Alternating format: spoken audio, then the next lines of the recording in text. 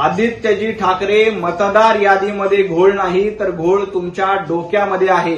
जेव्हा विधानसभेला तुमच्या वरळी मतदारसंघामधून तुम्ही निवडून आला तेव्हा हीच मतदार यादी होती। लोकसभेला 48 पैकी 30 खासदार निवडून आणले तेव्हा अशीच मतदार यादी होती। आता महापालिकेमध्ये तुमचा पराभव होणार आहे आणि पराभवाचं खापर कुणावर फोडायचं म्हणून मतदार यादीचं कारण जर का पुढे करणार असाल तर तुम्ही त्याच्यामध्ये यशस्वी होणार नाही।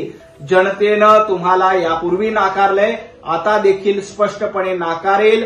मतदार यादीमध्ये घोळ आहे तर तुम्ही त्याबद्दल रीतसर तक्रार करायला हवी, परंतु तक्रार न करता माध्यमांसोबत रडारड करणं हे बंद करा। रोहित दादा भारतीय जनता पार्टीच्या लोकांना लोक बिनविरोध यासाठी निवडून देत आहेत की जनतेचा त्यांना पूर्णपणे पाठिंबा आहे।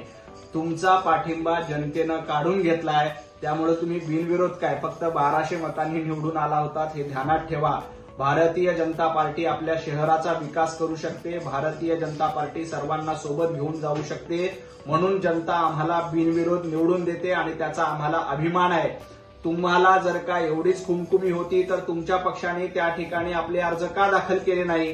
तुम्हाला देखील अर्ज दाखल करण्याचा अधिकार होता, परंतु जनतेचा पाठिंबा तुम्हाला नाही, जनतेने तुमचा पाठिंबा काढून घेतलाय। तुम्हाला साधा एक उमेदवार अर्ज भरायला मिळत नाही, याच्यातच तुमचा पराभव होतोय, हे जरा ध्यानात ठेवा।